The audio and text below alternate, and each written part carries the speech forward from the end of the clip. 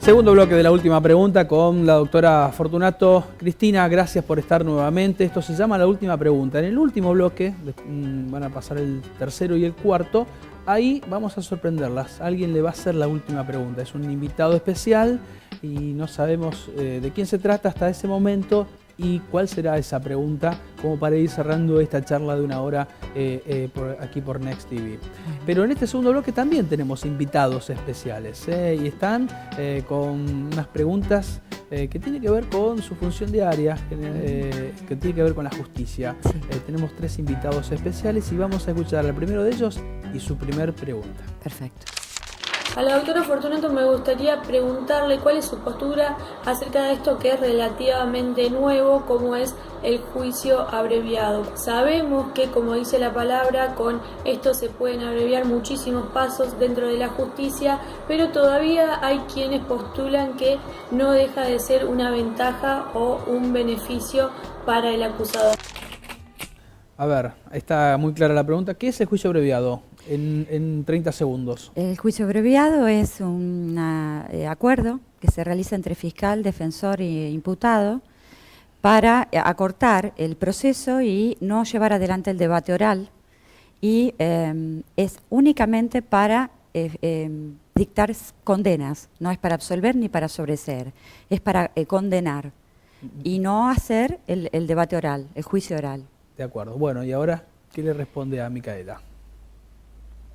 Es difícil la respuesta, porque también tengo que realizar algunas observaciones respecto del sistema actual, porque admite mejoras.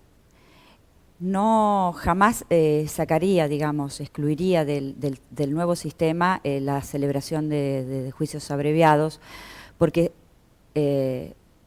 no solamente, digamos, constitucionalmente están aceptados, sino que además agiliza enormemente la actividad y el sistema, el funcionamiento del sistema procesal.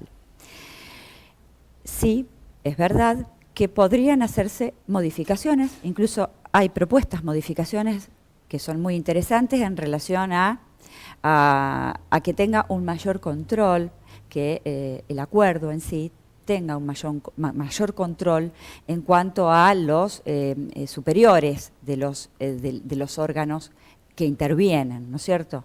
El fiscal, que es el que tiene que de algún modo fijar o discutir la condena con el defensor, en ciertos casos, en casos de penas muy altas, debe hacerse otro contralor que en este momento no se hace. Que haya una instancia superior. Exactamente.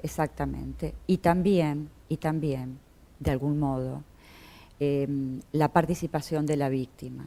En este momento se ha sancionado a nivel nacional una ley, una modificación sobre los derechos de las víctimas, y entre ellos se encuentra el discutir y en poner en su conocimiento también y tener su aprobación en relación a la fijación de condenas en este tipo de procesos. Muchísimas veces las víctimas están de acuerdo, porque además no se lleva adelante todo el juicio oral y digamos, entienden que es justo, pero a veces no. Y los jueces a veces también nos vemos, digamos, con ciertos apuros, ¿no es cierto?, para celebrarlos. En mi caso, siempre me trato de tener sumo cuidado para verificar que se den todos los requisitos, porque estamos hablando de una condena a una persona, saber los hechos, poder tener a la víctima en las audiencias. Entonces, el sistema tal como está puede ser modificado, es más, es esperable que sea modificado, pero no estoy de acuerdo con erradicarlo, porque no podríamos llevar adelante la cantidad de causas que se llevan a término ahora. Siempre es mejor una especie de mejora continua también en la justicia. Seguramente, sí. Tenemos otro invitado con otra pregunta. Me gustaría preguntarle a la doctora cómo hace para conciliar lo que son los intereses de la víctima o de la parte acusatoria, en este caso, de la Fiscalía, que representa en cierto modo a las víctimas, con lo que también tiene que ver con la historia de los imputados, con la vulnerabilidad que muchos de ellos expresan, ¿no? Esa necesidad de aplicar la ley teniendo en cuenta tanto los requerimientos de la víctima como la situación del imputado, lo que lo llevó a cometer el hecho. Bueno, Miguel también tiene, de alguna forma usted avanzó en la respuesta anterior. Sí. En realidad es una tensión constante y una valoración diaria de tener que ver y analizar ambas cosas constantemente, sin que se privilegien unas sobre otras, pero la situación de los imputados y la historia de los imputados a veces cobra mayor relevancia en algunos casos que en otros. Me refiero, ya es claro y es pacífico que la delincuencia desde muy jóvenes, de personas desde muy jóvenes, por supuesto que es el resultado de una crisis terrible, no solamente de valores, sino de todo tipo, socioeconómica, de exclusión. Eso es innegable y ya a esta altura ninguno de nosotros podemos obviarlo ni desconocerlo. Pero a veces la temática de adicciones se vuelve crucial, el tratamiento se vuelve crucial. Y entonces cuando estas personas tienen una contención familiar que me es traída y que me es, digamos, expuesta por la defensa y no obstante pueda entenderse que el delito se ha cometido, en fin, a veces he decidido internaciones, pero tengo que tener en cuenta constantemente a la víctima también y muchísimas veces lo que los jueces hemos optado es fijar prisiones preventivas temporales, de manera de tener acabada la investigación, de tener más claro la autoría, de tener más clara el avance, ¿no es cierto?, de la causa, y eso también ha permitido que podamos llevar a mejor destino, digamos, el trámite de la causa. Bien, tercera pregunta, tercer invitado.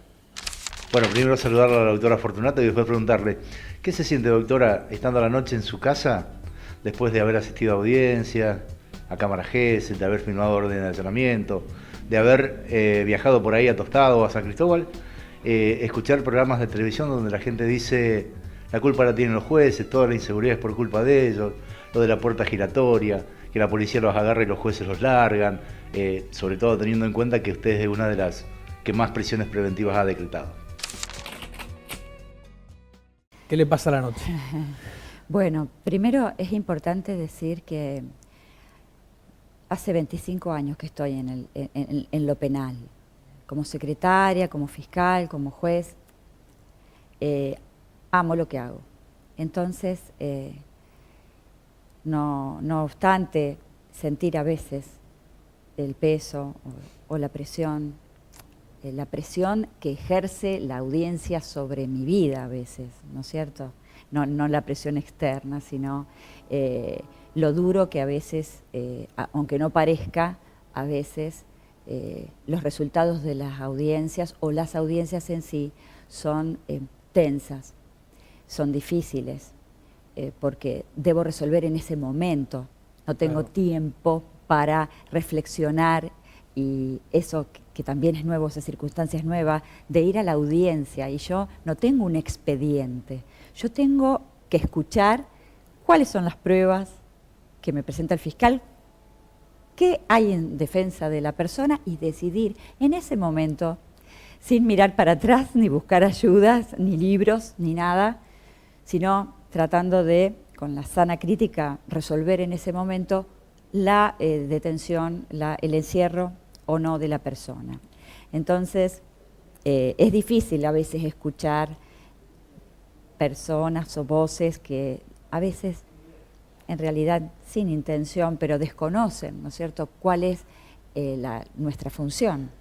Bien, es difícil, es cierto, ¿no? Porque además hay que dar los fundamentos de esas decisiones. Exacto. Gracias por este segundo bloque. Lo cerramos aquí con los 3 invitados, las 3 preguntas y ya avanzamos en unos minutos en el inicio del tercer bloque, ya promediando este programa junto a la doctora Cristina Fortunato, jueza en lo penal de los tribunales de Rafaela.